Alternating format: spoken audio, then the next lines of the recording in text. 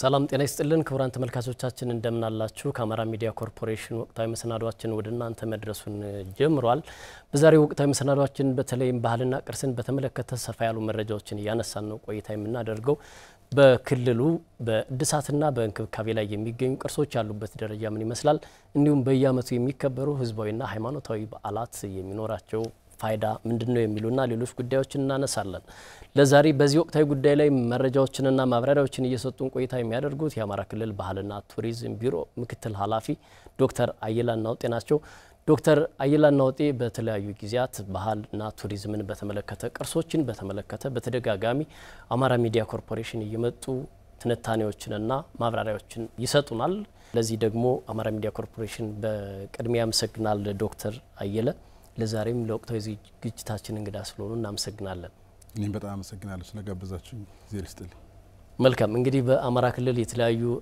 ታሪካዊ እና ሰው ሰራሽ ቅርሶች እንዳሉ ይታወቃል እነዚህ ቅርሶች ጥገናና እድሳት እየተደረገላቸው ይገኛል እንደው እነዚህን ቅርሶች ለመጠገንና ለማደስ እየተከተላችሁት ያለው አሰራር ምንድነው ይመስለው ከሚለው ጥያቄ ውይይታችንን እንጀምራለን አመሰግናለሁ እንግዲህ የአማራ ክልል በጣም የሚታወቅበት በርካታ ተፈጥሯዊ ባህላዊ እና ታሪካዊ ቅርሶች ያሉት ክልል ነው የሚዳሰሱ የማይዳሰሱ ቅርሶች አሉ በሀገራችን ቀደምቶቹ በዩኔስኮ የተመዘገቡ ቅርሶችም ጭምር እዚህ ክልል ነው የሚገኘውና በቅርስ ሀብቱ የታወቀ ህዝብ ነው የኛ ቢሮ አንዱ የተሰጠው በጣም ትልቁ ኃላፊነት እነዚህን ቅርሶች የመጠበቅ የመንከባከብ የመጠገን እና ከትውልድ ወደ ትውልድ ማስተላለፍ እንዲሁም ደግሞ የቱሪዝም መስህብ ግብአት ሆኖ እንዲያገለግል ማድረግ ነው ይሄን ለማድረግ የቅርስ ጥገናና እንክብካቤ ስራችን በየጊዜው አቅደም እንሰራው ስራ ነው ፕሮሲጀራሊ የመጀመሪያው የምናደርገው የቅርስ ጉዳት ልየታ ነው የምናካሄደው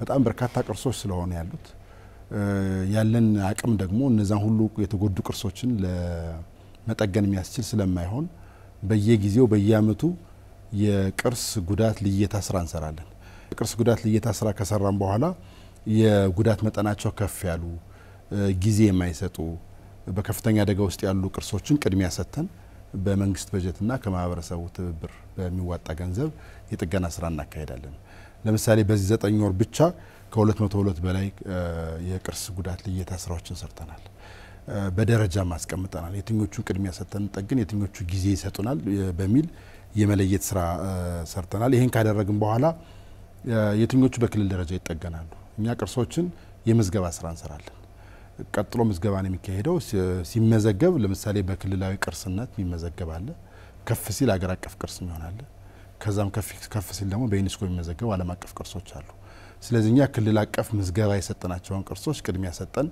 እንጠግናለን ሌላውን ደግሞ በየወረዳው በየዞኑ ያለው ማህበረሰብ በተለያየ መልኩ ጥገናዎችን ያካሂዳልና እኛም ዘንድሮ እነዚህን ቅርሶች ከለየም በኋላ ከመንግስት በጀት ወደ 80 ሚሊዮን ብር በመመደብ 41 ቅርሶችን ለይተን በቅደም ተከተል በጉዳት ልየታ መጠናቸው በሁሉም ዞኖች የሚገኙ በእነዚህ ቅርሶች ጥገና ጀምረናል በዚህ በጀት አመት ብቻ ያለፈው አመት ከዛ ፊት የተጀመሩ ሲደመሩ ቁጥሩ ከፍ ይላል ዘንድሮ ብቻ በጀት የመደብንለት 41 ቅርሶች ናቸው እኛ ለ41 ቅርሶች የምንመደበውን በጀት የዛን ትይዩ ደግሞ 40% ማህበረሰቡ ያዋጣል የ80 ሚሊዮን 40%ን ደግሞ ህብረተሰቡ አዋጥቶ ለመጠገን ዝግጁ ሲሆን እኛ ደግሞ የነሱ ያዋጡትን ገንዘብ 60% እንጨምራቸውና ከዛ በኋላ ወደ ጥገና ይገባልና በዚህ መሰረት በርካታ ቅርሶችን ጥገናዎች እየሰራን ነው እሱም ብቻ አይደለም የማስከበር ያስፈልጋል አሁን ብዙ ጊዜ ትልቅ ችግር እየገጠመ ያለው የልማት ስራዎች ሲሰሩ ቅርሶችን ታሳቢ ማድረግ አለባቸው እና የወሰን ክልላ ስራ የይዞታ ማረጋገጫ ማሰጠት መቻል አለብን የይዞታ ቅርስ ነው ተብሎ ተመዝግቦ የይዞታ ማረጋገጫ ካልተሰጠው ሌላ ጊዜ ለኢንቨስትመንት ለምን ይሰጣልና በዚህ 9 ወር ብቻ ወደ 178 የሚሆኑ ቅርሶቻችን የይዞታ ማረጋገጫ እንዲሰጣቸው አድርገናል ያ ማለት ከዚህ በኋላ ቅርስነቱ በይዞታ ማረጋገጫ ስለተረጋገጠ ለሌሎች አላማዎች አይውልም ማለት ነው እንዲሁም 33 የሚሆኑ ቅርሶችን ደግሞ በዚህ አመት የወሰን ክልላ ስራ ተሰርቶላቸዋል ከሶስተኛው ወገን ነፃ ሆኖ የወሰን ክልላ እንዲደረግላቸው አድርገናል ሌሎቹን ደግሞ በጥገና ስራ እየተሰራውና በዚህ መልኩ ቅርሶችን የመመዝገብ ጉዳታቸውን የመለየት የማስከበርና ማህበረሰቡ ለጠብቆ ወደ ትውልድ እንዲያስተላልፈው ለማድረግ ስራዎችን እየሰራ ነው ቅርስ የአንድ ሀገር ህዝብ የማንነቱ መገለጫ ነው። የባህል ወግና ስርዓቱን ካለፈው ትውልድ ተረክቦ ለቀጣይም ትውልድ የሚያሻግርበት ነውና እንዲያው ማህበረሰቡ እነዚህን ቅርሶች ለቀጣይ ለትውልድ ለማስተላለፍ በሚደረገው ጥረት ኃላፊነቱን እንዴት እየተወጣ ነው? አዎ ከምንም በላይ በእኛ ተቋም ስራ ትልቅ እንደ መልካም አጋጣሚ የምንቆጥረው ማህበረሰቡ ለቅርሶች ያለው የባለቤትነት ስሜት እጅግ በጣም ከፍ ያለ ነው። በአንድ በኩል በየአካባቢው ያሉ ቅርሶችን በመጠበቅ ከፍተኛ ኃላፊነት ይወጣል። ለምሳሌ በሰሜኑ ጦርነት ወቅት በብዙ አካባቢዎች ያሉ ቅርሶች እንዳይዘረፉ፣ ወራሪው ኃይል እንዳይዘርፋቸው ከየቅርስ ሙዚየሞች፣ ከየቤተ እምነቶች፣ ከየሃይማኖት ተቋማት ከመስጊዶችም ጭምር አንዳንዶቹን በማውጣት እዛው አካባቢ ቆፍሮ ደብቆ ቆይቶ የጦርነቱ ጊዜ ሲያልፍ አውጥቶ ለሚመለከታቸው አካላት ያስረከበበት እንዲሁም ለጥገና ስራ ቀደም እንዳልኩት ሁሉንም ቅርሶች በመንግስት በጀት ጠግኖ መጨረስ ስለማይቻል እኛ ከምንመድበው በላይ ነው ማህበረሰቡ የሚያዋጣው። እንደውም ብዙ ቦታዎች ከተጠናው ጥናት ለጥገና ከሚያስፈልገው በጀት እኛ 40%ን ሰብስበናል አዋጣናል። ስለዚህ እናንተ ደግሞ 60%ን ጨምሮና ጥገናን ጀምር ብሎ የሚጠይቀው በጣም ብዙ ነው። እንደውም እኛ በሚሰበሰበው ልክ የበጀት ጥረትም ስላለ ቶሎ ተጨማሪውን ገንዘብ ጨምረን አሁን ዘንድሮ ወደ 41 ብቻ መረጥን ካለን በጀት አኳያ። ከዚህ በላይ ነው ግን ማህበረሰቡ ገንዘቡን የሚያዋጣው። ከዛ በተጨማሪ አሁን በጣም ብዙ ስራዎቻችን አሁን ክልል ውስጥ ባለው የጸጥታ ሁኔታ ችግር ምክንያት ብዙ ስራዎች የመንግስት ስራዎች እንደሚታወቀው የተስተጓጎሉ። የቅርስ ጥገና ስራዎች ግን ብዙዎቹ በሚፈለገው መልኩ ሄደዋል። ማህበረሰቡ በባለቤትነት ስሜት ስለሚይዛቸው ባለሙያዎቹ ወረዳም ዞንም ያሉ ባለሙያዎች ገብተው ቅርሶችን እንዲጠግኑ የመመዝገብ ስራ የመለየት ስራ እንዲሰሩ ራሳቸው ኃላፊነት እየወሰዱ ባለሙያዎችን ጭምር የጸጥታ ችግር ባለባቸው አካባቢዎችም እየገቡ እንዲሰሩ በከፍተኛ ሁኔታ አስተዋጽኦ የሚያደርገው ማህበረሰቡ ነው። አንዳንድ ቦታዎች ባለሙያዎቻችንን ላይ የገታ እና ሌሎች ድርጊቶች ሲፈጸሙ እንኳን ማህበረሰቡ ነው ተረባርቦ ወዲያውኑ እነዚህ ባለሙያዎቻችን እስከ ማስለቀቅ ሁሉ ይደረሳልና በቅርስ ጥገናና እንክብካቤ ስራ የህብረተሰቡ ተሳትፎ እጅግ በጣም ከፍተኛ ነው። ያ የሆነበት ምክንያት ደግሞ አንተም እንደገለጽከው ቅርስ የማንነት ጉዳይ ነው፣ የራስ ታሪክ ጉዳይ ነው፣ የሆነ የስራ የምናምን ጉዳይ አይደለም። በነገራችን ላይ አይደለም ማህበረሰቡ የኛም ባለሙያዎች በአስተሳሰብ የቅርስ ጥገና ላይ እንክብካቤ ላይ ያሉ ባለሙያዎች ከመደበኛ የመንግስት ስራ ይሄ ደሞዝ ከምትበላበት የህይወት መግፊያ ከመሆን ያለፈ ሚና ነው ያለው። ለዛም ነው በየትኛውም ችግር ውስጥ ገብተው ቅርስን ይጠግናሉ። ምክንያቱም ታሪካዊ ኃላፊነት በእኛ ላይ ነው ያለው። አባቶቻችን የሰሩት ታሪክ በቅርስነት እኛ ጋር ደርሷል። እኛ ደግሞ ሲሆን ከነሱ ከፍ ያለ ወይም ደግሞ ከነሱ የሆነ ታሪክ መስራት ይጠበቅብናል። ይሄን ማድረግ ባንችል እንኳን ቢያንስ እነሱ የሰሩትን ታሪክ መጠበቅና ወደሚቀጥለው ትውልድ ማስተላለፍ ኃላፊነት አለብን። ትንሽ መዘናጋት ምክንያት ቅርሶች ጉዳት ቢደርስባቸው ይሄ ከስራ ኃላፊነት ካለመውጣት በላይ የህሊና ጸጸት ጭምር ያለው ቁጭት ጭምር የሚፈጥር በኔ ዘመን እንዴነ ቅርስ ጉዳት ደረሰበት እንደዚሁ ነው ወደመ ሚል ነገር እንዳይመጣ ስለሚፈልግ በየደረጃው ያለው አመራርም ባለሙያውም ልክ እንደራሱ ሀብት ንብረት ቆጥሮ ነው እንክብካቤ የሚያደርገውና እሱ ሲደመር የማህበረሰቡ ተሳትፎና ከፍተኛ ባለቤትነት ለቅርስ ጥገናና እንክብካቤ ስራ ከፍተኛ እድል ፈጥሯልና በእውነት በዚህ ዘርፍ ያለው የማህበረሰብ ተሳትፎ በሌሎች ዘርፎችም ጭምር በሌሎች ስራዎችም ጭምር እንደውም ይሄኛው እንደ ሞዴል ተወስዶ በቅርስ ጥገናና እንክብካቤ ህዝቡ የሚያደርገው ተሳትፎ ወደ ሌሎች የልማት ስራዎችም ቢያድግ በጣም በአጭር ጊዜ ውስጥ በብዙ ችግሮቻችንን መቅረፍ እንችላለንና ከፍተኛ ተሳትፎ ያለው ነው በዚህ ጉዳይ ላይ ማህበረሰቡ ለመውሰድ እንችላለን። መልካም ዶክተር፣ እንግዲህ በክልሉ የተለያዩ አካባቢዎች በፌዴራል መንግስትም እንዲሁም ቀደም ሲል እንደጠቀሱት በራሱ በክልሉ ባህልና ቱሪዝም ቢሮና በተዋረድ ባሉ መምሪያዎችና ጽህፈት ቤቶችም የተለያዩ የቅርስ ጥገና ስራዎች እየተሰሩ እንደሆነ ገልጸውልኛልና በተለይም የጎንደር የአጼ ፋሲል አብያተ መንግስታትና ጥንታዊው የጉዛራ ቤተ መንግስትን ጨምሮ ሌሎችም ቅርሶች በጥገና ላይ እንዳሉ ይታወቃል። እንደው እነዚህ ቅርሶች ያሉበት ደረጃ ምን ላይ ነው? ጥሩ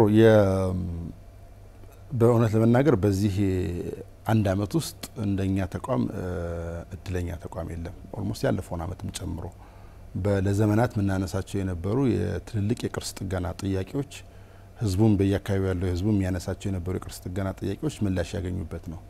እንግዲህ ቅርስ በመጠገን ሂደት ሁሉም የየራሱ ድርሻ ያለው። ለምሳሌ እኛ መጠገን የምንችለው በክልላዊ ቅርስነት የመዘገብናቸው ነው። ብሔራዊ ቅርስ ነው የተመዘገቡት፣ ዓለም አቀፉን ቅርስ ነው የተመዘገቡት ቅርሶችን ብሔራዊ ቅርሶችን የፌዴራል መንግስት የመጠገን ኃላፊነት ነው ያለበት። ዓለም አቀፍ ቅርሶችን ደግሞ የፌዴራል መንግስቱ ይጠግናል፣ ግን በዩኔስኮ እውቅና አማካኝነት ማለት ነውና አንተም እንዳነሳው የመጀመሪያው የጎንደር አብያተ መንግስታት ነው። የጎንደር አብያተ መንግስታት ለዘመናት ጥገና ያልተደረገለት፣ እሱም ብቻ ሳይሆን ከዚህ በፊት የተደረጉ ጥገናዎች ቅርሱን ጉዳት ላይ የጣሉ ለቀጣይም ስጋት ውስጥ ከቶ የነበረ እና ከፍተኛ የማህበረሰቡ ጥያቄ የነበረ ነው። እኛም ከቅርስ ባለስልጣን ጋር በጋራ በመሆን በተደጋጋሚ ጥናቶችን አጥንተን ከ1.2 ቢሊዮን ብር በላይ የሚፈልግ ጥገና መሆኑን የዛሬ 2 ዓመት አጥንተን ለፌዴራል መንግስት አቅርበን ነበር።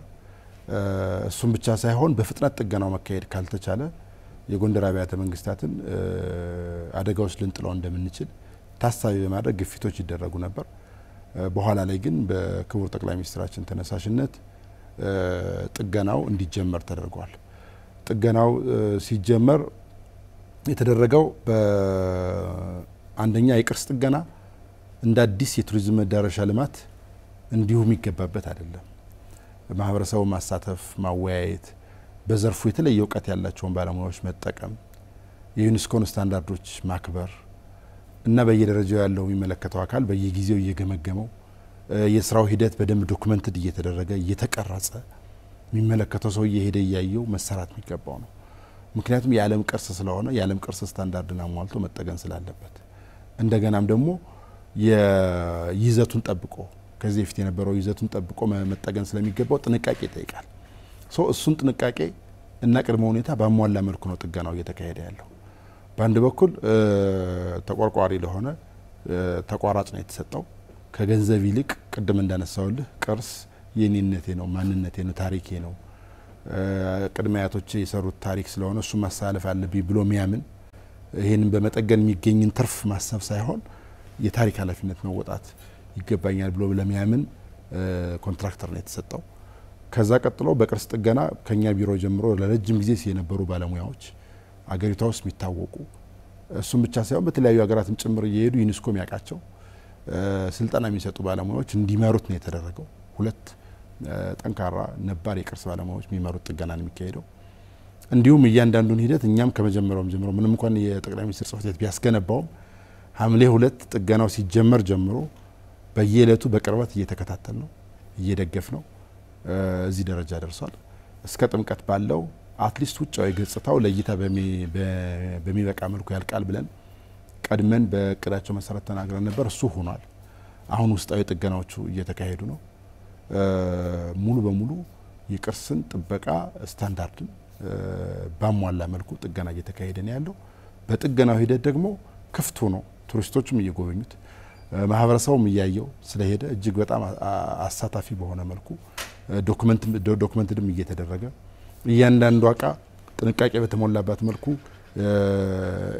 ማቴሪያሉ እየተሟላ ከዚህ በፊት የተጠቀምንባቸውን አባቶቻችን የተጠቀሙባቸውን ሲገነቡ የተጠቀሙባቸው ማቴሪያሎች ከየትም ቦታ ተፈላልገው እንዲመጡ በማድረግ ነው ጥገናው እየተካሄደ ያለውና የጎንደር አብያተ መንግስታት ጥገና በጥሩ ሁኔታ እየሄደ ነው። እንደው ምናልባት በማህበራዊ ሚዲያም በምንም የጥምቀት አካባቢ ውጫዊ ገጽታው ይፋ ሲሆን ብዙ አሉባልታዎች ይናፈሱ ነበር። አሁን እኛ ጋር ስራ ሳይሰራም ችግር ነው፣ ስራ ሲሰራም ችግር ነው። ሁሉንም ማብጠልጠልና ሌላ ስም መስጠት እየተለመደ ችግር እየሆነ ነው እንጂ ጥሩ ነገር ዋናው ባለቤት እዛው ያለው ማህበረሰብ ነው፣ ህዝቡ ነው፣ ጎንደር ያለው ህዝቡ ነው። ህዝቡ ደግሞ በቅርበት እንዴት ጥገና እየተካሄደ እንደሆነ እየተከታተለ ስለሆነ ለእንዲህ አይነት የማህበራዊ ሚዲያ አሉባልታ ብዙ እንትን የሚል አይደለም። ለምሳሌ ከውጫዊ የቀለም ገጽታው ጋር ተያይዞ ብዙ ነገሮች ይነሱ ነበር። ከዚህ በፊት የነበረው የጎንደር አብያተ መንግስታት ውጫዊ ቀለም ለረጅም ጊዜ በዝናብ፣ በውርጭ፣ በፀሐይ የተፈጠረውን የተቀየረውን ከለር ልክ እንደ ትክክለኛ ከለሩ ተደርጎ ያኔም በኖራ የተሰራው አሁንም በኖራ የተሰራ ነጭ ሆነ የሚል ነው እና እኔ ብዙ ጊዜ ያኔም በሰዓቱ በሚዲያም ተናግሬ ነበር። አንድ ክረምት ብቻ ጠብቁና ታዩታላችሁ ያንን ከሆነ የሚፈልገው ብዬ ነበርና አሁን ከሳምንት በፊት ከሁለት ሳምንት በፊት እዛ ነበርኩና ክረምቱም ሳይመጣ ያ ይባል የነበረው ከለር ሙሉ በሙሉ ተመልሷል። በቃ የተወሰነ ፀሐይ የተወሰነ እንትን ሲመጣ ይሄ ጎልደን ከለሩ ይመጣል። የመጀመሪያው ግን ምን ጊዜም በፊትም የተሰራው በኖራ ነው። ኖራ ደግሞ ነጭ ከለር ነው። ፀሐይ ዝናብ ሲፈራረቅበት እና ጊዜያቶች ሲሄዱ ነው የኖራ ያኛው ከለር የሚመጣው። ያ ከለር ኢሚዲየትሊ ሲጠገም ባለመምጣቱ ምክንያት ብዙ ነገር ተብሎ ነበር። ግን አሁን ማንም ሰው ሄዶ ቢያየው ጥር ላይ የነበረው ከለር አሁን የለም። ይሄን ክረምት ደግሞ አልፎ መስከረም ጥቅምት ላይ ብታየው መጀመሪያ ወደ ነበረው ከለር ይመለሳልና በጣም ብዙ ገጽታዎች ጨምሮ ጥገናው እየተካሄደ ነው። ለምሳሌ ከዚህ በፊት የነበረው የጎንደር አብያተ መንግስታት ቀን ብቻ ነበር የሚጎበኘው፣ ማታ የሚጎበኝበት ምቹ ሁኔታ አልነበረም።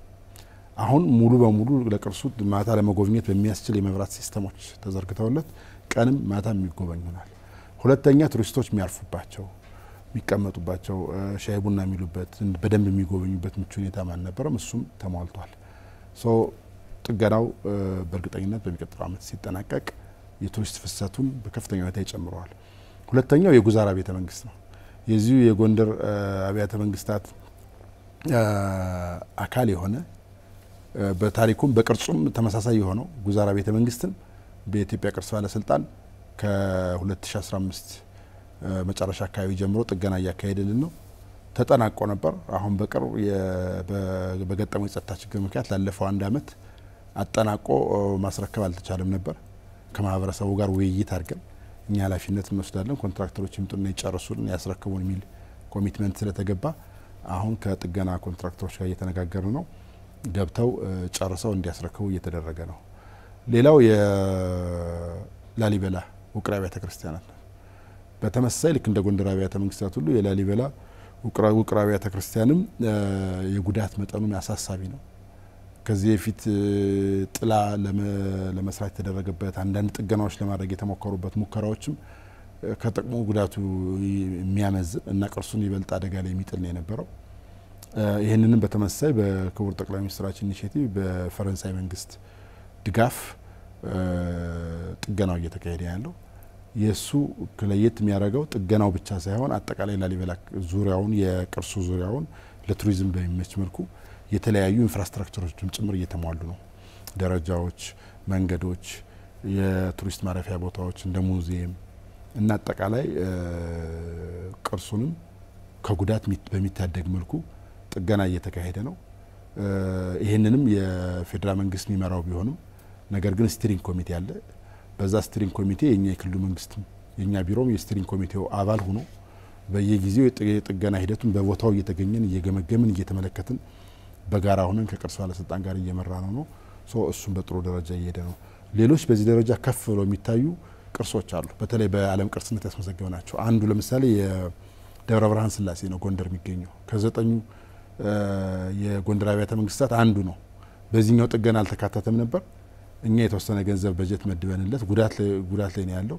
ጥገናው እንዲጀመር አድርገናል። ይበልጥ ደግሞ ጥናቱን ደግሞ አጥንተን ለኢትዮጵያ ቅርስ ባለስልጣን አስገብተናል። አጠቃላይ ጎንደር አብያተ መንግስታት አካል ስለሆነ የደብረ ብርሃን ስላሴ ጎንደር የሚገኘው እሱንም እኛ አስጀምረነዋል። ነገር ግን ተጨማሪ ከፍተኛ በጀት ስለሚጠይቅ ለቅርስ ባለስልጣን ማስገብተን የሚመለከታቸውን አመራሮች አስጎብኝተን ጥገና እየተካሄደ ነውና በዚህ መልኩ ጥገናዎች እየተካሄዱ ነው። እኛ ቅድም ከጠቀስኩልህ ከምናካሄዳቸው ጥገናዎች በተጨማሪ ከፍ ባለ በፌዴራል ሌቭል እነዚህ ጥገናዎች እየተካሄዱ ነውና በአማራ ክልል ውስጥ የሚገኙ ቅርሶች ኦልሞስት ይሄ ቀን እየወጣላቸው ነው። በጣም በቅርብ ጊዜያት ውስጥ ለረጅም ጊዜ በስጋት የምናያቸው መቼ ምን ይሆኑብን ብለን የምንጨነቅባቸው ቅርሶች አሁን ደረጃቸውን ጠብቀው የተጠገኑ እርግጠኛ ነኝ በአጭር ጊዜ ውስጥ ሲጠናቀቁ የቱሪስት ፍሰቱን በከፍተኛ ሁኔታ ይጨምረዋል ተብሎ ይታሰባል። ክቡራን ተመልካቾቻችን ወቅታዊ መሰናዷችን ወደ እናንተ መድረሱን እንደቀጠለ ነው። የመወያያ ርዕሰ ጉዳያችን ባህልና ቅርስ ነው። የአማራ ክልል ባህልና ቱሪዝም ቢሮ ምክትል ኃላፊ ዶክተር አየለ ናውጤ ናቸው። በክልሉ በጥገናና እድሳት ላይ የሚገኙ ቅርሶች ምን ደረጃ ላይ ነው ያሉት፣ እንዲሁም ደግሞ ባህላዊ ትውፊቶቻችን ምን ይመስላሉ፣ ፋይዳቸውስ ምንድነው የሚሉ ጉዳዮችን እያነሳን አሁንም ቆይታ እናደርጋለን። አብራችሁን ቆዩ። መልካም ዶክተር፣ እንግዲህ ቱሪዝም ከሀገሪቱ የኢኮኖሚ መሰረቶች ውስጥ አንደኛው ነው። ለዚህም ትኩረት ተሰጥቶት የተለያዩ ስራዎች እየተሰሩ እንደሆነ ይታወቃል። እነዚህ በጥገና ላይ የሚገኙ ቅርሶች ከተጠናቀቁ በኋላ በእርግጥ አሁን በክልሉ ያለው ነባራዊ ሁኔታ ምቹ አይደለም ይታወቃልና እንዲያው የቱሪዝም እንቅስቃሴውን በማነቃቃት ሊኖራቸው የሚችለው ፋይዳ ምንድነው? አዎ እንግዲህ እነዚህ ቅርሶች በአንድ በኩል የአማራ ክልል ቱሪዝም ኢቭን የኢትዮጵያም ቱሪዝም ቀደም ባሉት ጊዜያት የቅርስ ተኮር ቱሪዝም ነው። ቅርሶቻችንን እና ተፈጥሮ ሀብቶቻችንን በማስጎብኘት ላይ የተመሰረተ ቱሪዝም ስለነበረን እኛ በተለይ እንደ አማራ ክልል የቱሪዝም ፍሰቱ ወይ ከጎንደር አብያተ መንግስታት ወይም ከላሊበላ አሊያም ደግሞ ከሰሜን ተራሮች ብሔራዊ ፓርክ እና በተወሰነ ደግሞ ጣና ሐይቅና ጭስ አባይ አካባቢ ነው የውጭ ቱሪስት ፍሰት በተለይ በከፍተኛ ሁኔታ የነበረው። ስለዚህ እነዚህ ቅርሶች ለክልሉ የውጭ ቱሪዝም ፍሰት ከፍተኛ አስተዋጽኦ የሚያደርጉ ናቸው። እነዚህን ቅርሶች ስትጠግን ተጨማሪ ቫልዩ አድ ስታደርግላቸው ለቱሪስቱ ምቹ ስታደርገው እና ተገቢውን የማርኬቲንግና ፕሮሞሽን ስራ ስትሰራ ያለምንም ጥርጥር የቱሪስት ፍሰቱ በከፍተኛ ሁኔታ ይሻሻላል። የሰላም ሁኔታው መሻሻል እንደተጠበቀ ሆኖ ማለት ነው። አንዳንድ ጊዜ የአንዳንድ ችግሮች ለአንዳንድ ተቋማት ስራዎች እንደ እንት መጠቀም ይገባል። ለምሳሌ እኛ አሁን በዚህ ችግር ውስጥ ሆኖ ከፍተኛ ቁጥር ያለው ቱሪስት ወደ ክልሉ ይመጣል። የሚጠበቀውን ያክል የቅዱን ያክል ባይሆንም ባልተገመተ ሁኔታ እውነት በዚህ ችግር ውስጥ እንዴት ይሄን ያህል ቱሪስት ገባ ብለህ እስክትጠይቅ ድረስ የውጭ ቱሪስቶች ይመጣሉ። ግን እሱ በቂ አይደለም። በከፍተኛ ሁኔታ ቁጥሩ እንዲጨምር እንፈልጋለን። ምክንያቱም ያለን አቅም በጣም ከፍተኛ ስለሆነ የኢትዮጵያ ቱሪዝም ሲነሳ በግንባር ቀደምነት የሚነሳው አማራ ክልል ውስጥ ያለው የቱሪዝም መዳረሻ ስለሆነ ግን ይህን ችግር ወቅተኛ ውስጣችንን ቤታችንን የማጽዳት ቤታችንን የማስተካከል እና ለቀጣይ እንግዳ ሊመጣብህ ሲል የምትዘጋጀው አይነት ዝግጅት እናርገው ብለን ነው እየሰራን ያለነው። መቼም እንዲሆነን አንዘልቅም አንቀጥልም። ሰላማችን በአስተማማኝ ሁኔታ መመለሱ አይቀርም። አሁን ቀጣይ ሰላማችን በአስተማማኝ ሁኔታ ሲመለስና የቱሪስት ፍሰቱ ሲመለስ ዝም ብሎ የተለመደውን ይዘን መጠበቅ የለብንም። ቅርሶቻችን ጠግነን ቤታችን አጽድተን ተጨማሪ መዳረሻዎችንም አልምተን ይሄ ቱሪዝሙ እንደ አዲስ ቡም እንዲያረግ እና ከዚህ በፊት ከነበረበትም በጣም በተሻለ መልኩ እንደ አድቫንቴጅ ቆጥረ ነው ሞር ይህንን የማዘጋጀት ቅርሶቻችንን የማደስ የመንከባከብ የመመዝገብ በዩኔስኮ የማስመዝገብ እንዲህ አይነት ፕሮሰሶች ላይ የገባ ነው። የቅድመ ዝግጅት ስራውን እንጨርስና ወደ ዘላቂ ሰላም ስንመለስ ወደ ቱሪዝም ገበያው ስንመጣ በአዳዲስ ነባሮቹንም በአዲስ ገጽታቸው የምናስተዋውቅበት አዳዲስ የቱሪዝም መዳረሻዎችንም ጭምር ይዘን በመውጣት የቱሪዝም ፍሰቱን ይበልጥ እናቀላጥፋለን ብለን ነው እየሰራን ያለነውና የነዚህ ቅርሶች መታደስ መጠገን መመዝገብ እና ተገቢውን እንክብካቤ ማድረግ ለቱሪዝም ፍሰቱ እጅግ በጣም ቀጥተኛ የሆነ ኢምፓክት ነው ያለው በተለይ በእኛ ሀገር። በእርግጥ በዓለም ላይ የቱሪዝም ፍላጎት የቱሪስቱ ፍሌቨር የተወሰነ ሽፍት እያደረገ መጥቷል። ቀጣይ እሱ ማሰብ ይጠይቃል። ቅርሶችን ብቻ በማስጎብኘት በቂ ቱሪስት ይገኛል ተብሎ አይታሰብም። አሁን ቱሪዝሙ ይሄ አክቲቪቲ ቤዝድ ቱሪዝም እየሆነ መጥቷል። ቱሪስት ሂዶ አይቶ ብቻ መመለስ አይፈልግም፣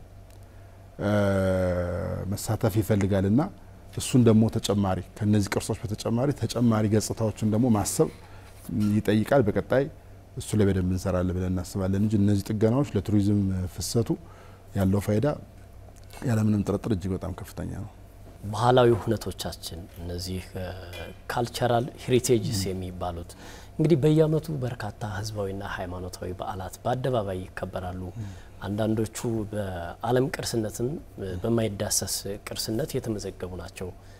እነዚህ ባህላዊ ቅርሶቻችን የአንድነታችንና የአብሮነታችን መገለጫዎች ናቸው። የችግሮቻችን መፍቻ ቁልፍ መሳሪያዎችም እንደሆኑ ይነገራልና እንደው እነዚህን ምን ያህል ተጠቅመንባቸዋል? አበርክቷቸው ምን ድረስ ነው? ጥሩ ጥያቄ ነው ያነሳው። እንግዲህ የአማራ ህዝብ እሴት ባህላዊ ሀብቶቹ እጅግ በጣም ብዙ ተዝቆ የማያልቅ ተጠቅመን ማንጨርሰው ከኛም አልፎ ለሌላ ህዝብ ለሌላ ዓለም የሚተርፍ ብዙ ካልቸራል ቫልዩ ያለው ህዝብ ነው። ብዙዎቹ ባህላዊ ሀብቶቻችን ባህላዊ እሴቶቻችን አገር በቀል እውቀቶቻችን ተደምረው ሲታዩ አንዳንድ ጊዜ አሁን ዓለም በዘመናዊነት ደረሰበት በምንላቸው ቴክኖሎጂዎች በሙሉ የሚጠቀማቸው በሙሉ የሚያገኛቸው አገልግሎቶችን እኛ ከዛ በተሻለ መልኩ ሰርቭ የሚያደርጉ ካልቸራል ሴቶች ያለውን ህዝብ ነን። አንዱን ብቻ ወስደን ብንመለከት ለምሳሌ የሰላም ባህል ነው አንዱ። ለአንድ ማህበረሰብ ዘላቂ ሰላም መረጋገጥ ካልቸር ኦፍ ፒስ ወይም ደግሞ የሰላም ባህል ያልተገነባበት ማህበረሰብ ሁሌም ቢሆን በትንሽ በትልቁ ወደ ግጭት፣ በትንሽ በትልቁ ወደ ጦርነት ግለሰባዊ ያለመግባባቶች ሁሉ ወደ ግጭት መግባቱ አይቀርም። የሰላም ባህል የተገነባበት ማህበረሰብ ደግሞ ችግሮችን በንግግር ይፈታል፣ በምክክር ይፈታል፣ በውይይት ይፈታል፣ በድርድር ይፈታል። ከፍ ካለም በየአካባቢው ያሉ ባህላዊ ግጭት አፈታት ስርዓቶችን እንደ ሽምግልና ያሉ ስርዓቶችን ተጠቅሞ ይፈታል እንጂ ወደ ከፋ ችግር አይገባም። እኛ እነዚህ ሀብቶች አሉ። በሽምግልና ስርዓት የሚታወቅ ነው ህዝብ። የሽምግልና ስርዓታችን አሁን በዘመናዊ የዳኝነት ስርዓት እንኳን ጋር ብታነጻጽረው በጣም በብዙ መልኩ የተሻለ። በዚህ ዘመናዊ የዳኝነት ስርዓት አሸናፊና ተሸናፊ አለ። በባህላዊ የግጭት አፈታት ስርዓት ግን አሸናፊና ተሸናፊ የለም፣ ሁሉም አሸናፊ ነው። ዘመናዊ የዳኝነት ስርዓቶች አጥፊን መቅጣት እና ሌላው ማህበረሰብ ደግሞ ያንን ሰውዬ በመቅጣት ማስተማር ነው አላማቸው እንጂ ከጀርባ ያለውን ግንኙነት መመለስ ላይ ያተኩሩ።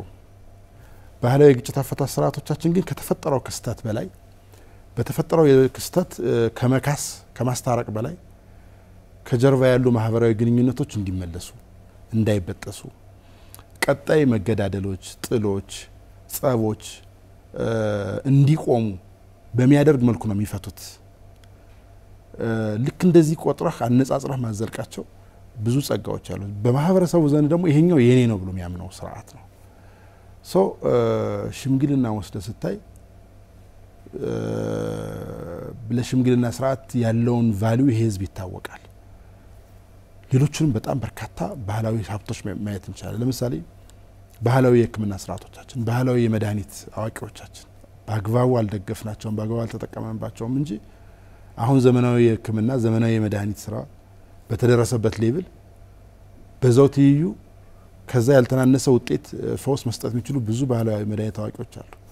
እኛ አሁን ችግር ውስጥ የገባ ነው ወይ ባህላዊ ነገራችንን ጠብቀን አልያዝንም ወይ ደግሞ በስነ ስርዓቱ ዘመናዊ የምንለውን እንኳን በአግባቡ ተምረን ሰልጥነን አዳፕት አድርገን አልወሰድነው መሀል ላይ ሆንና ብዙ ነገራችን አጣን። ሰለጠኑ የምንላቸው ሀገራት ባህላዊ ነገራቸውን አይጥሉም። ለምሳሌ አውሮፓ የሆነ ፋርማሲ ብትሄድ መድኃኒት ታዞልህ አማራጭ ነው የሚያቀርብልህ። በባህላዊ መድኃኒት አዋቂዎች የተዘጋጀውን ይሄኛው መድኃኒት ልስጥ ወይስ በዘመናዊ መድኃኒት ፋብሪካ የተመረተው ልስጥ ብሎ ሁለት ኦፕሽን ነው የሚያቀርብልህ። አሜሪካ ብትሄድ የትም ሀገሮች ብትሄድ ይሄን ያለው። እኛ ሀገር ባህላዊ መድኃኒት መጠቀም እንደ ሌላ ነገር የሚቆጠርበት ሁኔታ ነው ያለው። ልክ እንደዚህ ባህላዊ ጸጋዎቻችን እሴቶቻችን በጣም ከፍተኛ ናቸው፣ ግን በአግባቡ እየተጠቀምንባቸው ባለመሆኑ ምክንያት ከጊዜ ወደ ጊዜ በአንድ በኩል ተቀባይነታቸው ሉዝ እያደረገ በሌላ በኩል ከዚህ እሴታችን እየተፋታን ነው የመጣ ነው። አባት ማክበር፣ ሽማግሌን ማክበር፣ ታላቅን ማክበር፣ መደማመጥ፣ መከባበር የመሸርሸር ምልክቶች እየታዩ ነው። ሽማግሌን ማዳመጥ እና የሽማግሌን ውሳኔ ወይም ደግሞ የሽማግሌን ተግሳጽ ሰምቶ መተግበር እና ተው የተባለው መተው እየቀረ ሽማግሌን ማናናቅ፣ ሽማግሌን ማዋረድ፣ ከፍ ሲልም ጥቃት መስከማድረስ ተደረሰ። ብዙ እሴቶቻችንን ሉዝ እያደረግን መጣን። በእኔ እምነት አሁን ለደረስንበት ሁሉን አቀፍ የሆነ ክራይሲስ ወይም ችግር የባህልና እሴት መሰበር ውጤት ነው ብዬ ነው የማምነው። ብዙ ነገሮቻችን ያ ዝም ብሎ ህዝብ ውስጥ ብቻ ይሆን አይደለም። በመንግስትም እንደ መንግስት ጭምር ለእንዲህ አይነት ባህላዊ እሴቶቻችን ባህላዊ ጸጋዎቻችን የፖሊሲ አማራጮችን በማውጣት በህግ በአሰራር በመደገፍ በማጠናከር ተገቢውን እውቅና በመስጠት በመደገፍ እና በማክበር እያገዝናቸው ስላልሆነ ያን ደግሞ አይቶ ማን ይከተላል? ማህበረሰቡ ይከተላል። ሶ በዚህ ምክንያት አሁን ብዙ ነገሮቻችን እየተሸረሸሩ ሄደዋል። ሶ ቆም ብለን ካላየን እነዚህን ሀብቶቻችንን የምንመልስበት አሰራር ካልዘረጋን እና ይበልጥ ተቀባይነታቸውን ካላጣን ወደ ከፋ ውስብስብ ችግር እንገባለን እና ባህላዊ ሴቶቻችን ባህላዊ ሀብቶቻችን በአግባቡ በመጠቀም ረገድ እንደ ቢሮ የምናደርጋቸው ጥረቶች ቢኖሩም ነገር ግን የብዙ አካላትን የሃይማኖት ተቋማትን የትምህርት ተቋማትን አጠቃላይ መንግስት እንደ መንግስት እና የህዝቡን ተሳትፎ የሚፈልግ በመሆኑ በድምሩ ተወስዶ ሲታይ ደግሞ እነዚህን እሴቶቻችንን እየጣልናቸው የመጣን በመሆኑ አሁን ላይ በሚፈለገው መልኩ እየተገለገልንባቸው አይደለም። በሚፈለገው መልኩ እየተጠቀምንባቸው አይደለም።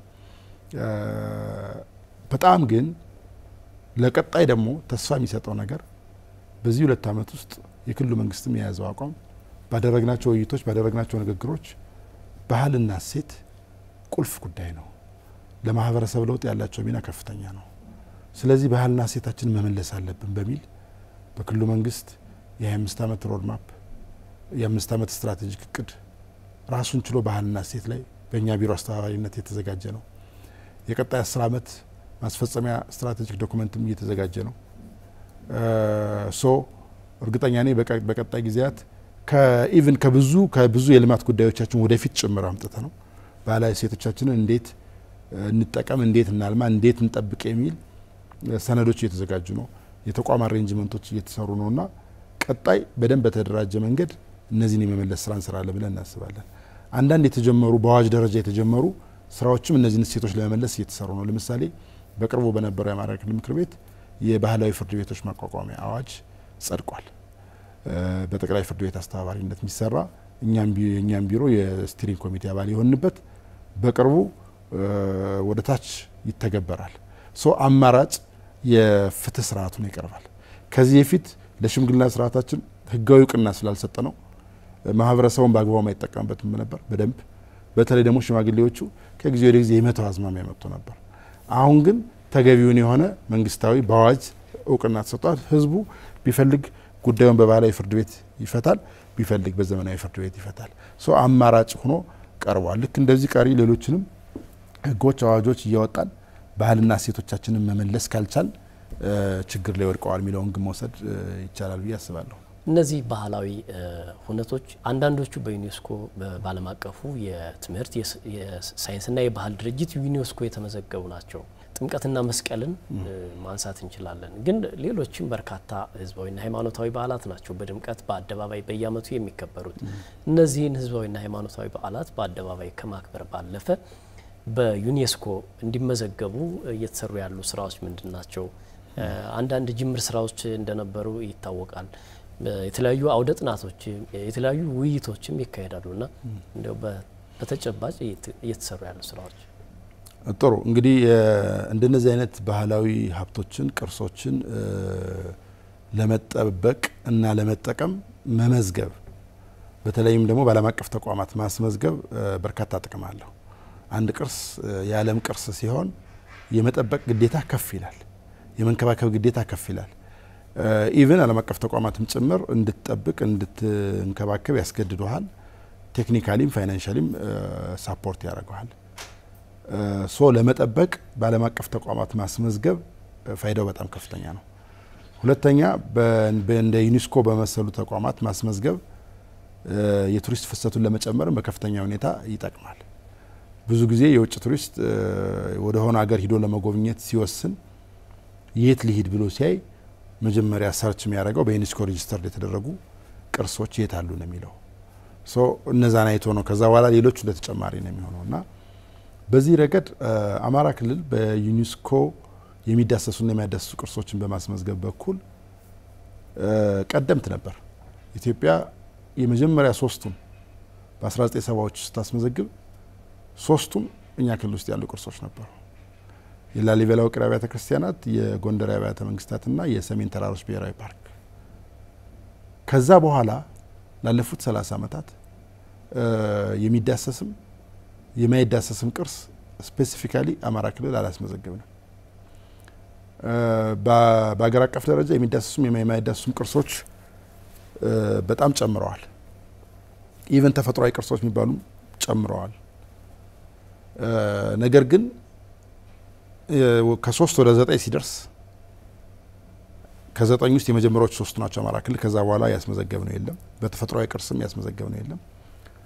በአሁን አንተ እንዳነሳው ካልቸራል ሄሪቴጅ 2 ቅርሶች እንደ ሀገር በጋራ የምንጋራቸው አሉ፣ መስቀልና ጥምቀት። ነገር ግን ስፔሲፊካሊ ሌሎች ክልሎች የተመዘገቡ ባህላዊ እሴቶች አሉ በዩኔስኮ በማይዳሰስ ቅርስ መመዝገብ መጠበቅ ያለበት ሌላው ዓለምም ሊማርባቸው የሚገባቸው።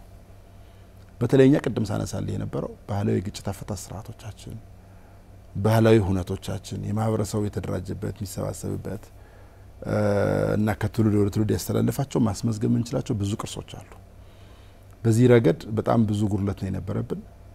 በዚህ 1 ዓመት ከ6 ወር ውስጥ አቅደን የሰራናቸው ስራዎች አሉ። አሁንም ቀጣይ የምንቀጥልባቸው ብዙ ተስፋ ያገኘንባቸው አሉ በማስመዝገብ ሂደት። የመጀመሪያው የጣና ሐይቅና ባህር ሸሽ አጠቃላይ ቦታውን በውስጡ ያሉ ገዳማትን ጨምሮ በዩኔስኮ በዓለም ቅርስነት ለማስመዝገብ ስንሰራ ነው የቆየ ነው። 3600 ኪሎ ሜትር ራዲየሱ በሙሉ በውስጡ ያለው ሀብት በዩኔስኮ በተፈጥሯዊ ቅርስነት እንዲመዘገብ ኮንሰልታንቶችን ቀጥረን ዶክመንቶችን ስናዘጋጅ ምክክሮችን ስናካሄድ ቆይተን ነበር። እስካሁን ኦፊሻሊ እንደውም አናውንስ አላደረግነውም። በዚሁ አጋጣሚ ለመላ አማራ ሕዝብ እንደ ጥሩ ብስራት የምናነሳው በቅርቡ ዩኔስኮ ዶክመንቱ ከተላከለት በኋላ ሙሉ መስፈርቱን እንደሚያሟላና ቀጣይ በሚኖረው የዩኔስኮ ጠቅላላ ጉባኤ የጣና ሐይቅና አጠቃላይ በውስጡ ያሉ ሀብቶች ለመመዝገብ እንደሚገመገም ይሄ ኮንፊርም አድርጎናል። ይሄ ትልቅ ስኬት ነው። በቅርስ ማስመዝገብ ሂደት ውስጥ አንደኛ ልምድ የለም አይደለም፣ ክልሎች በአገር አቀፍ ደረጃ ብዙ ልምድ የለም። በውጭ ኮንሰልታንቶች ነው ጥናቶቹ የሚካሄዱት የማስመዝገብ ፕሮሰሶቹ። እኛ በእኛ አቅም ከፌዴራል ባህልና ቅርስ ባለስልጣን ጋር በጋራ ሆነን አጥንተን ስንልክ ከዚህ በፊት የነበረው ትሬንድ በተደጋጋሚ ይመለሳል። ይሄን አሟሉ፣ ይሄ ጎለዋል፣ ይሄን አሟሉ እየተባለ ለብዙ አመታት ተመላልሶ ነው ፋይናሊ መስፈርቱን አሟልቷል፣ ቀጣይ በሚታየው ጉባኤ ውሳኔ ያገኛል የሚባለው። የኛ ግን በተደጋጋሚ በደንብ በጥንቃቄ ሰርተነው ስለነበር በመጀመሪያ እንዳስገባ ነው ዩኔስኮ ሙሉ መስፈርቶቹን ያሟላል። ቀጣይ በሚኖረው ጉባኤ የጣና ሐይቅ ጉዳይ ይወሰናል ይታያል ተብሎ ኮንፊርሜሽን የተሰጠን ይሄ ትልቅ ስኬት ነው። ቀጣይ ጣና ሐይቅ በዩኔስኮ ሲመዘገብ የዓለም ትልቁ ቅርስ ሆኖ ይመዘገባል። 3600 ኪሎ ሜትር ራዲየስ የሚያካልል የዓለም ቅርስ የለም። ይሄ ራሱን የቻለ ትልቅ የቱሪዝም ማርኬቲንግ ቱል ሆኖ ማገልገል ይችላል። ሁለተኛው በማይዳሰስ ቅርስነት ለማስመዝገብ ስንሰራ የቆየ ነው የአገው ፈረሰኞች ባህል ነው። ከዚህ በፊት የተደረጉ ሙከራዎች ነበሩ በዞኑ በእንጅባራ ዩኒቨርሲቲና በክልሉ ባህልና ቱሪዝም ቢሮ አስተባባሪነት። ነገር ግን ጉዳዩ ጥናት ተጀምሮ ቆሞ የነበረ ነው። ካለፈው አመት ጀምሮ ይሄ ሀሳብ ይነሳ ስለነበር የዘንድሮ የአገው ፈረሰኞች ባህል ሊከበር 1-2-3 ሳምንት ሲቀር እንደገና ጉዳዩ እንደ አዲስ አንስተን ከዛ በዓሉ ላይ ቃል ገብተን ነበር በአጭር ጊዜ ውስጥ እናስመዘግበዋለን ብለን ኢሚዲየትሊ ከባህሉ አክብረን እንደተመለስን የሚመለከታቸውን የቅርስ ባለስልጣን ባለሙያዎች አስመጥተን የዩኒቨርሲቲውንም የእኛን ቢሮ ባለሙያዎች በጋራ ሆኖ ዶክመንቱን እንደ አዲስ የመከለስ እና አጠናቆ ወደ ዩኔስኮ እንዲላክ ለቅርስ ባለስልጣን አስረክበናል። ይሄ 2 ወር ባልሞላ ውስጥ የተሰራ ስራ ነው። አሁን ቅርስ ባለስልጣን በፍጥነት ወደ ዩኔስኮ ልኮ የምዘና ስርዓት ውስጥ እንዲገባ እየገፋን ያለ ነው። በእኛ በኩል ማጠናቀቅ የሚገባን አጠናቀናል። ሌሎች በርካታ እስላማዊ ቅርሶች አሉ በጣም መመዝገብ የሚገባቸው። ባህላዊ ግጭት አፈታት ስርዓቶቻችን መመዝገብ አለባቸው። ዘወልድን አበጋርን የመሰለ ትልልቅ የግጭት አፈታት ስርዓት ወልዲያ ዩኒቨርሲቲ ወሎ ዩኒቨርሲቲ ይሄን እንዲያግዙ እና ሰነዱን ሰርተው እንዲያመጡ አሳይመንት ሰጠናል። ቢያንስ ከዘወልድና ከአበጋር አንዱን እንኳን በፍጥነት ጨርሰን ወደ ዩኔስኮ መላክ አለብን ብለናል። እንደ ሾንኬ መንደር አይነት ያሉ በጣም ታሪካዊ መንደሮች አሉ። እንዲህ አይነት መንደሮች በነገራችን ላይ አንዳንድ ሀገራት እንዲህ አይነት ቅርሶችን የመመልከት እድልም ገጥሞኝ ስለነበር በቃ በጣም ይለያል የኛ ሾንኬ መንደር። ዓለም ራሱ በቃ ጎርፎ መጥቶ የሚጎበኘው ቅርስ ነው። ግን እስከዛሬ ቀብራ ነው የቆየ ነው። አሁን ቀጣይ የሾንኬ መንደርንም አጥንተን ወደ ዩኔስኮ ለመላክ ስራዎችን እንሰራለን። ይሄን በማድረግ የሚመዘገቡበት መንገድ መጨመር አለብን። እስከዛሬ ግን ላለፉት 30 ዓመታት በሚዳሰስም በማይዳሰስም ቅርስ አለማስመዝገባችን ያስቆጫል። በጣም በቅርብ ጊዜያት የጀማመርናቸውና እየተጠናቀቁ ያሉ ስራዎች ደግሞ ተስፋ ሰጭ ናቸው። ይሄንን አጠናክረን እንቀጥልበታለን።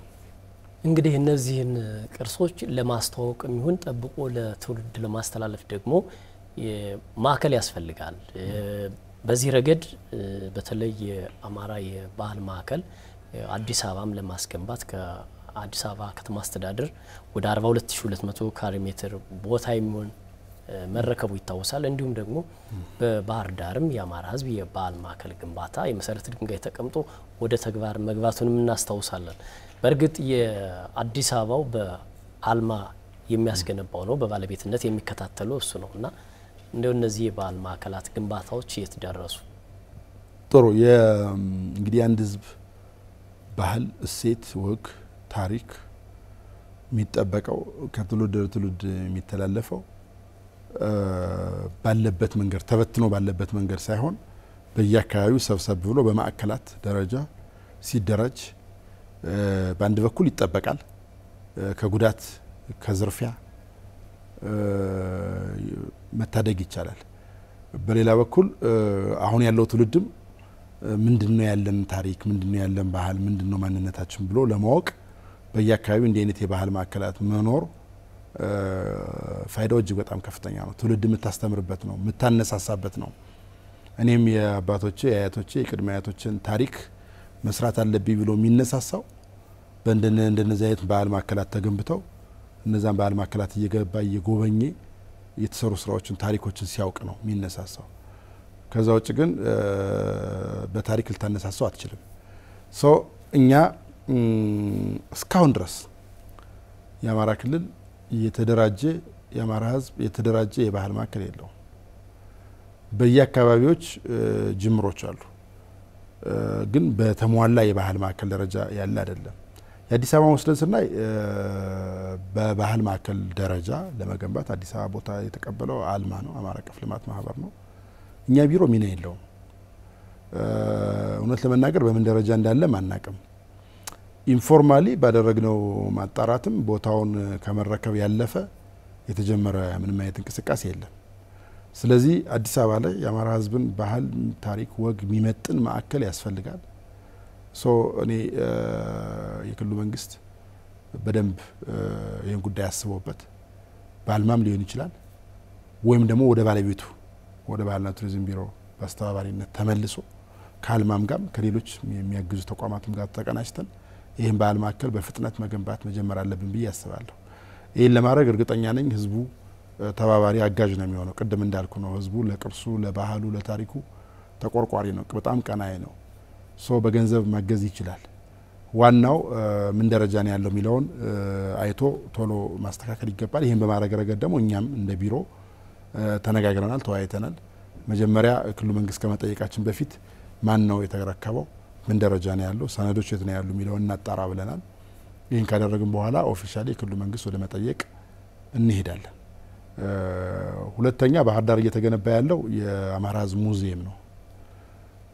የክልሉ መንግስት ትልቁ ኮሚትመንት ወስዶ የጀመረው በ1.2 ቢሊዮን ብር ካፒታል የአማራ ሕዝብ ሙዚየም ነው። እንዳልኩ በሙዚየም ደረጃም የተደራጀ ሙዚየም አልነበረም።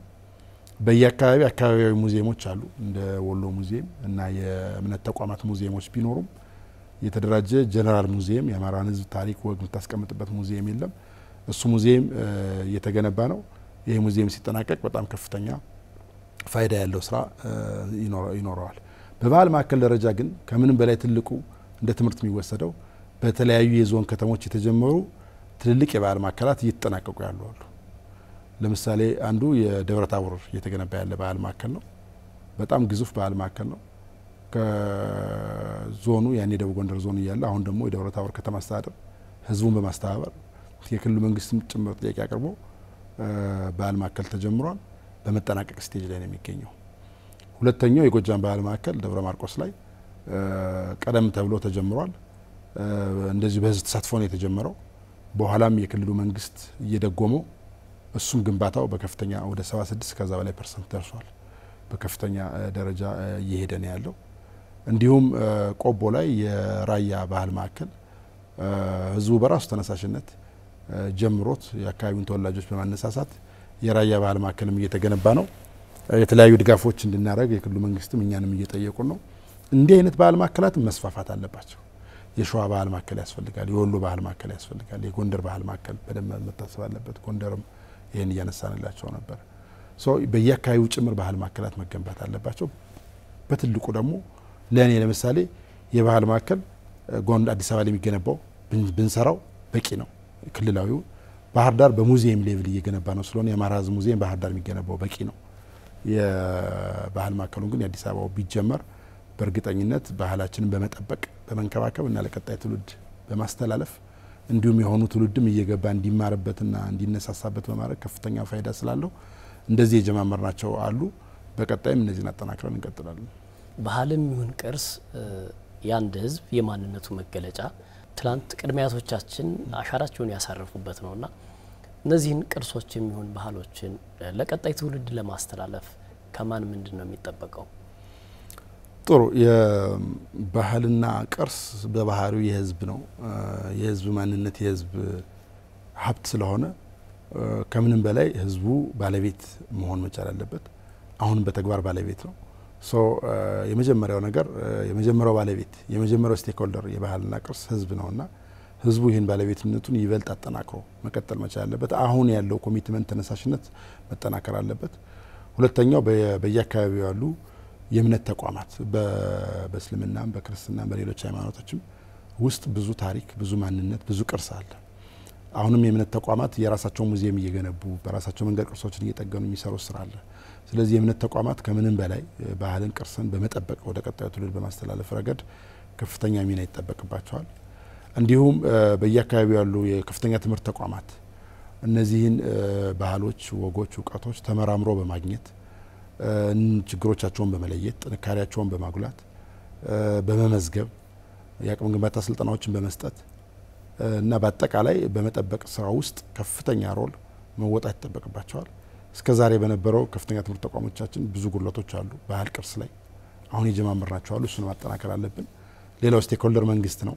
መንግስት ደግሞ እነዚህን አጋር አካላት በሙሉ በማስተባበር ቅርስን ባህልን መጠበቅ ይጠበቅበታል። በቃ ባህል ቅርስ የድሮ እይታችን ዝም ብሎ የድሮ የሆነ ነገር ያለፈ ነገር ዝም ብሎ ከዘመናዊነት የተፋታ ኋላ ቀር አድርገን የምናስበው አስተሳሰብ መስተካከል አለበት። እኛ ዘመናዊነት ከዚህ መፋታት አይደለም። የራስን ነገር ጠብቆ የራስን ነገር መጠቀም ነው ዘመናዊነት።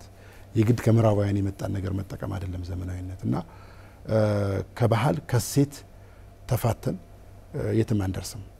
ሄዶ እያየ ነው ስብራት ላይ ደረሰ። ስብራቱ ደግሞ መጥፎ የሆነውን ውጤት እያየ ነው ያለ ነውና ሁሉም ህዝብ ለባህሉ ለሴቱ ቀናይ መሆን አለበት። ባህሉን እሴቱን መጠበቅ መቻል አለበት፣ መንከባከብ መቻል አለበት፣ መጠቀም መቻል አለበት እና ለቀጣዩ ትውልድ ማስተላለፍ ያስፈልጋል ብዬ አምናለሁ። በእኔ በኩል ያዘጋጇቸውን ጥያቄዎች ጨርሻለሁ። ምናልባት እርስዎ የሚሉት ሀሳብ ካለ መጨረሻ ማነሳው እንደው ባህልን በተለይ ከሴት እና ከባህል ስብራት ጋር ተያይዞ ብዙ ያልተጠቀምንበት የኪነ ጥበብ ተቋማት ናቸው። አንድ ነጥቤን አንስቼ ማጠናቀቅ እፈልጋለሁ። የኪነ ጥበብ ተቋማት በታሪክም እንደምናውቀው አገራት ኪነ ጥበብ በባህሪው የማህበረሰብ ለውጥ የማምጣት ከፍተኛ ፋይዳ ያለው ነው። ሶሻል ቼንጅ የማምጣት የመሞገት ከፍ ብሎ የማየት ከሌላው ማህበረሰብ በተለየ መልኩ የማየት እና ህዝብን የማነቃቃት ሮል አለው። በማህበረሰብ ለውጥ ልማትን ጨምሮ በጦርነት ወቅትም ህዝብን በማጀገን ሚናው ከፍተኛ ነው። አሁን ኪነ ጥበብ ተቋሞቻችንን በአግባቡ እየተጠቀምንባቸው ስላልሆኑ ባለሙያዎቻችን በአግባቡ እየተጠቀምንባቸው ስላልሆኑ እንደውም በተቃራኒው የመሄድ ምልክቶች ይታያሉ። ለሰላም ባህል መገንባት ሚናቸው እንዲወጡ ማድረግ መቻል አለብን። የሚገርመው ከ4100 በላይ በእኛ ቢሮ ብቻ የተደራጁ እስከ ወረዳ ያሉ የኪነ ጥበብ ባለሙያዎች አሉ። ከዚህ ውስጥ ግማሾቹ ደሞዝተኛ ናቸው፣ ግማሾቹ ደግሞ ደሞዝ ማይከፈላቸው ናቸው። እነዚህን ባለሙያዎች በመጠቀም ለህዝቡ የህዝቡ የመከባበር የመቻቻል የችግርን በውይይት የመፍታት ባህሉ እንዲዳብር ኪነ ጥበብን በመጠቀም መስራት በጣም ያስፈልጋል። ለልማት ማነሳሳት በጣም ያስፈልጋል። አገር በምትወረር ጊዜ ደግሞ ህዝቡን ማጀገን እና ማነሳሳት ተገቢ ይሆናልና እንደ ኪነ ጥበብ ያሉ ተቋሞቻችን ጭምር በተለይ ይሄ ወንድማማችነትን እህትማማችነትን የምናሳድግበት ከፋፋይ ከሆነው ነጠላ ትርክት ይልቅ የሚያሰባስበውን የጋራ ትርክት መገንባት የሚቻለው ኪነ ጥበብ በመጠቀም በመሆኑ በየደረጃው ያለው የመንግስት አመራር የኪነ ጥበብ መዋቅሩን የኪነ ጥበብ ባለሙያዎችን በመጠቀም ባህልና እሴቶቻችንን ለመጠበቅ ብናውለው ተገቢ ነው ብዬ አስባለሁ። በጣም አመሰግናለሁ። ዶክተር አየለ ነውጤ የአማራ ክልል ባህልና ቱሪዝም ቢሮ ምክትል ኃላፊ፣ በተለይም ደግሞ በክልሉ ጥገናና እድሳት እየተደረገላቸው የሚገኙ ቅርሶችን በተመለከተ እንዲሁም ደግሞ በባህላዊ ቅርሶቻችንን በዩኔስኮ ለማስመዝገብ እየተከናወኑ ያሉ ተግባራትና ሌሎችንም በርካታ ጉዳዮች እዚህ ስቱዲዮ መጥተው ሰፋ ያሉ ማብራሪያዎችን ስለሰጡን አማራ ሚዲያ ኮርፖሬሽንም እጅግ አድርጎ ያመሰግናል። በጣም አመሰግናለሁ። በድጋሚ ዜርስጥል ክቡራን ተመልካቾቻችን ለዛሬ ያዘጋጅንላችሁ ወቅታዊ መሰናዶ የተከታተላችሁትን ይመስላል። ለቅርሶቻችን እየተደረገ ያለው እንክብካቤና እድሳት ምን ይመስላል፣ እንዲሁም ደግሞ ባህላዊ ቅርሶቻችንስ የት ነው ያሉት፣ ከትውልዱ ምን ይጠበቃል፣ ከእያንዳንዱ ባለድርሻ አካል ምን ይጠበቃል የሚሉና ሌሎች በርካታ ሰፋ ያሉ መረጃዎችን ወደ እናንተ ስናደርስ ቆየን። የፕሮግራሙ አዘጋጅና አቅራቢ ተስፋውን ታምር ነበርኩ። በሌላ ወቅታዊ መሰናዶ እስከምንገናኝ ጤና ይስጥልኝ።